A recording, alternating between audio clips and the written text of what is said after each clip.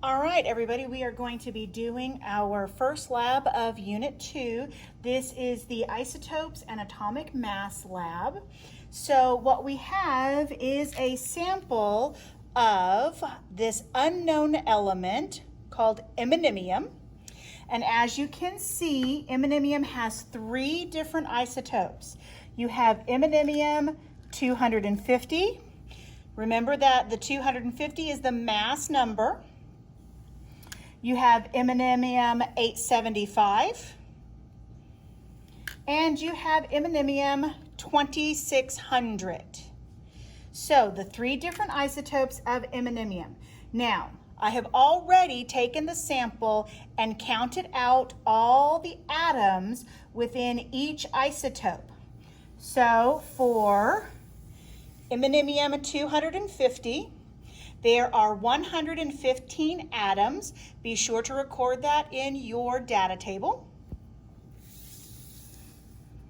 For iminium 875, there are 52 atoms.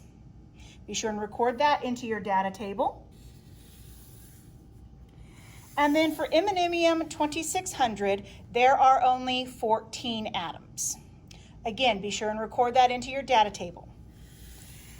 Now, in order to calculate the average atomic mass, we need to know the combined mass of all of the atoms within an isotope.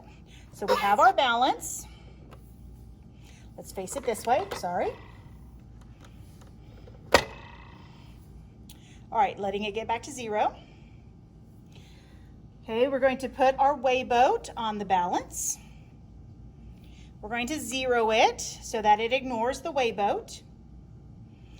And now we're going to add all of iminium 250. The total combined mass of all the atoms of iminium 250 is 33.18 grams. Make sure you're paying attention to the units that you need in the table. Again, the mass of all of the iminium 250 atoms is 33.18 grams. Remember that last digit will fluctuate because it is the estimated digit.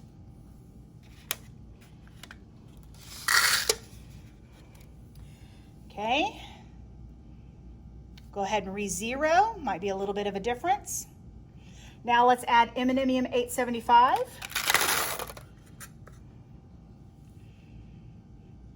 Okay, and the combined mass for all of the atoms of iminium 875 is 45.11 grams.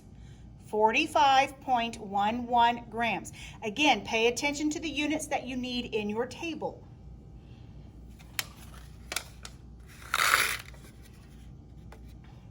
Okay, again, let's check and make sure. We'll go ahead and re-zero just to make sure. But that didn't work very well. Try it again. There we go. And now let's add iminium 2600 and iminium 2600. The combined mass of all of the atoms is 38.27 grams. 38.27 grams. Remember that last digit will fluctuate.